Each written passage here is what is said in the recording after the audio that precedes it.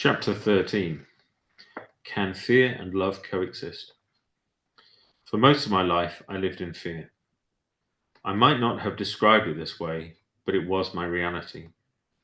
I was scared of being beaten up in a fight, scared of getting bad grades at school, scared of being alone, scared of being hurt, and scared of not living up to other people's expectations of me.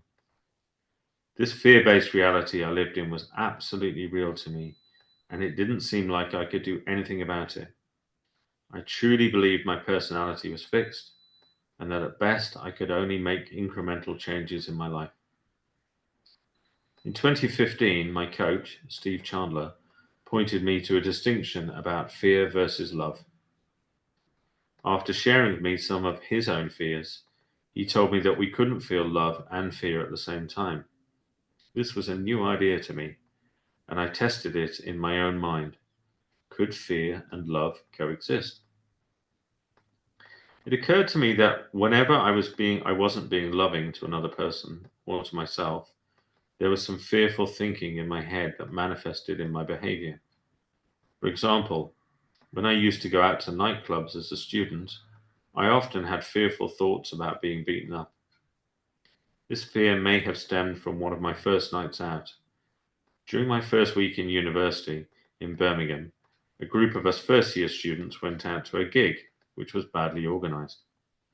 As it turned out, the evening ended with a big brawl outside the nightclub.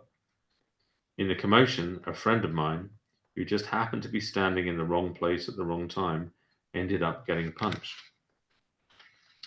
That left an impression on me. From then on, when I went out, instead of loving the music and the dancing, I often felt fear. I was always looking out for the first sign of trouble. And yet, years later, this flipped around. I started to really enjoy going out every weekend. While I was loving it, there was no place for fear or fearful thoughts in my mind. The more I reflected on this distinction, the sharper I saw it. If all of my thoughts had to be categorized as either fearful or loving, I could choose to align to them with one or the other, fear or love.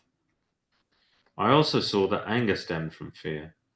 For example, if I was angry at someone lying to me, I was afraid that their action was somehow diminishing me, and I was already afraid of not being enough. But when I reflected on what I now knew about thinking and feeling, I realized I could either align my thoughts with love or with insecurity and fear. Steve shared an Emmett Fox quote with me: "If you could only love enough, you could be the most powerful person in the world." I started to see that the more I pointed myself to love rather than fear, the more effectively I lived. Love, I knew, was a reflection of my thinking. It wasn't outside of me. It didn't rely on someone else approving of me or the size of my bank account. If I could allow myself to love my studies, my grades would be higher than when I was fearful of not doing well. The more I was afraid of getting hurt, the more cautious I was. And this impacted my ability to deepen my relationships with others. I know for a fact that when I try to live up to someone else's expectations, I'm not as happy as or productive as I can be. But when I follow what I love to do, I'm more productive, more effective, and happier. Perhaps it's more accurate to say that the more I saw fear for what it was, a reflection of my thinking, the easier it was for my thinking to return to loving thoughts. I see the implication of this distinction globally too. The same year that Steve taught me this distinction, I heard the news of one of the terrorist attacks in Paris. I was bombarded with all the subsequent posts on Facebook. The idea that fear and love are opposites, unable to coexist, came back to me. You may recall that terrorists had attacked various places across Paris and killed hundreds of innocent people. One post on Facebook shared how a woman was caught up in a concert hall where terrorists had opened fire. She survived, but what struck me was that as she lay there, thinking she was going to die, she thought about her loved ones and wished they knew how much she loved them. In that moment, she thought about love.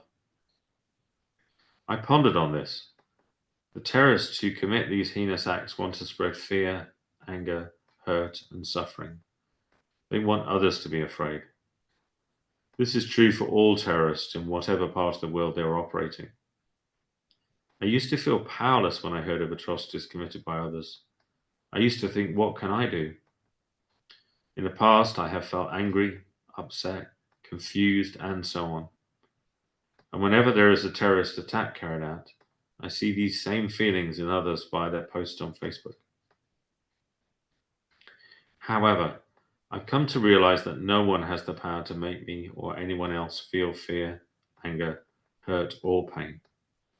In fact, no one else can make us feel anything, even if it sometimes looks that way. Some may say that the best thing to do is to cultivate love, kindness, generosity, and forgiveness.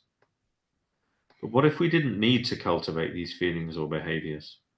What if they emerged naturally when we weren't caught up in our fear-based thinking?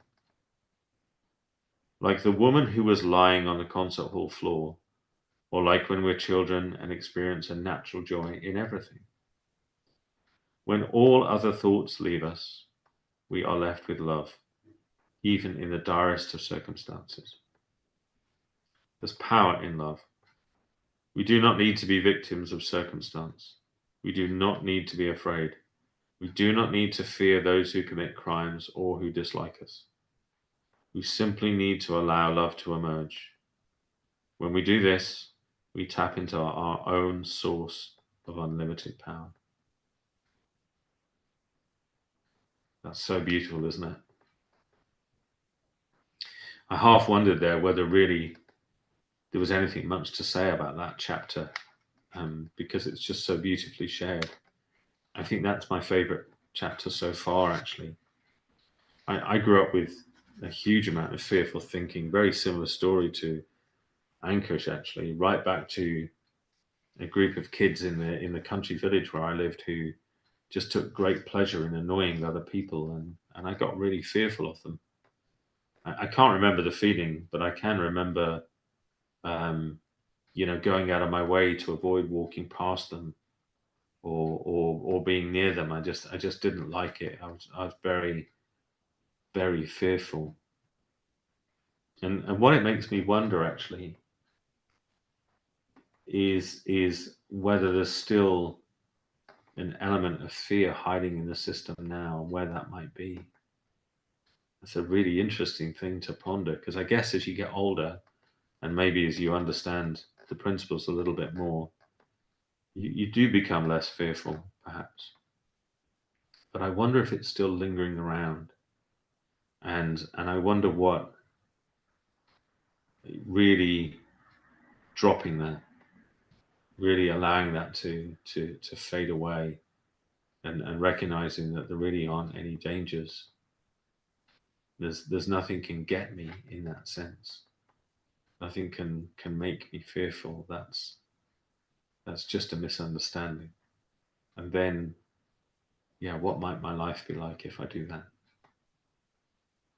See you on the next chapter.